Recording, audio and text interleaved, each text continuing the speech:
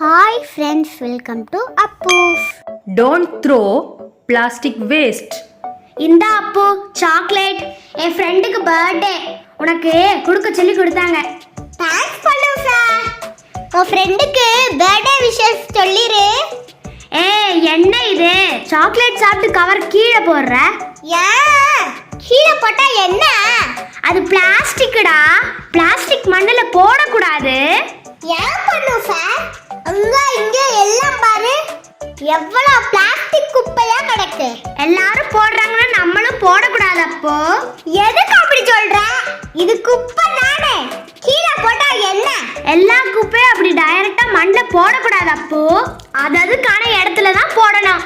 அதுலயே பிளாஸ்டிக் வந்து நான் பயோடிகிரேடபிள் வேஸ்ட். நான் பயோடிகிரேடபிளா? அப்படினா மக்காத குப்பை.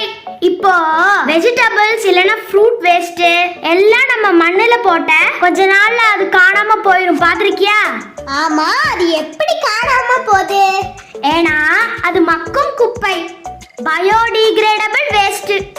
இந்த குப்பைகளை பாக்டீரியா அப்புறம் ஃபங்கஸ் இதெல்லாம் சேர்ந்து சின்ன சின்ன பீசஸ் ஆக்கி அதுல இருந்து எந்த விஷத்தன்மையும் வரவிடாம மக்கி போய்விடும். அதனாலதான் அது மக்கும் குப்பை. அப்ப பிளாஸ்டிக் அந்த மாதிரி மக்கி போவாதா? இல்ல அப்போ, பிளாஸ்டிக் எத்தனை வருஷம் ஆனாலும் அப்படியே மண்ணுல கிடக்கும்.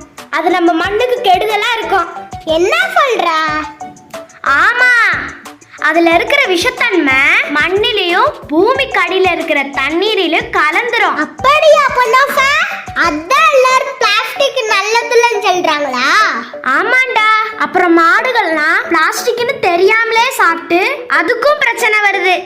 நம்ம கண்டிப்பா பிளாஸ்டிக்கை தூக்கி போடக்கூடாது. அப்போ சரி பண்ணோஃபா, இப்போ இந்த சாக்லேட் கவரை என்னதான் பண்ண?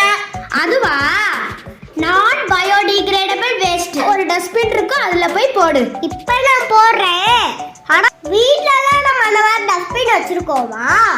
வீட்லயே நம்ம அந்த மாதிரி பிளாஸ்டிக் குப்பையை தனியா பிரிச்சு தான் வைக்கணும். பிரிச்சு வச்சா மட்டும் போதுமா?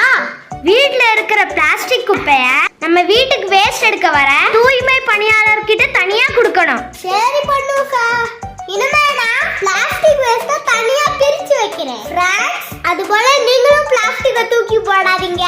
ஆமா ஃப்ரெண்ட்ஸ், எல்லாரும் இது மாதிரி பிளாஸ்டிக் தூக்கி போடாம இருந்தா நம்ம என்விரான்மெண்ட்டை கீழே வச்சுக்கலாம்.